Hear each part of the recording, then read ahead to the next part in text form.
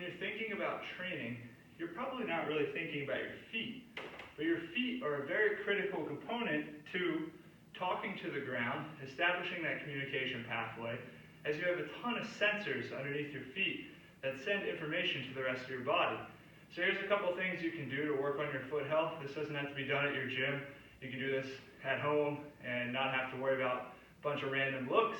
But I see the athletes that work on their foot health over the course of their career have fewer injuries, have a little bit better maintenance with all of this, and actually have a little bit better posture as well.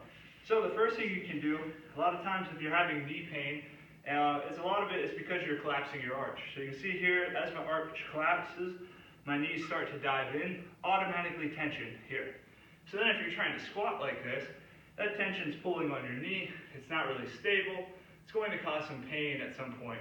So we want to avoid that. So a simple drill you can do, you're starting in just a nice little quarter squat position, so knees behind the hips, and then engage your arch. You do that by driving your knees out slightly, and you can see that my foot is starting to really develop this arch. So I go from collapse to engage, and I'm just holding there. I'm not rolling onto the side of my foot.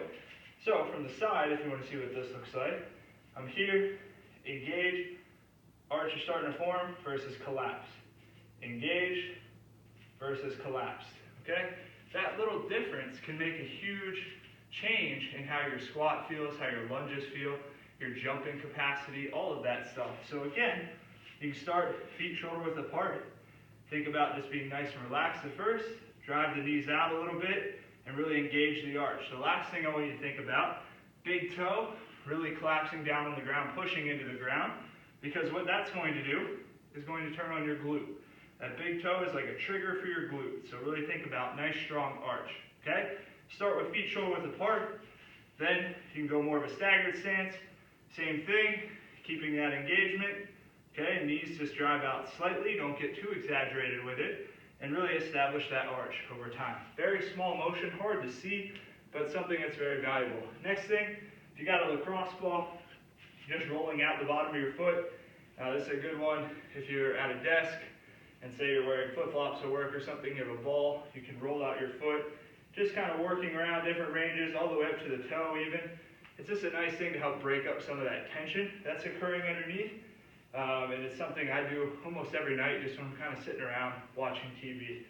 The last one, you can grab a towel or you can grab a sheet like I have here. And then you're just going to work on overall strength by trying to roll in this towel with your toes. This is really working that musculature underneath your foot, and you're just trying to coil this towel in as much as you can. Nice and steady, no real repetitions. You can just set a certain time frame to do it. But this is all very valuable stuff for foot health, and just maintenance of that over time and taking care of your feet will lead to fewer injuries, better posture, and better performance.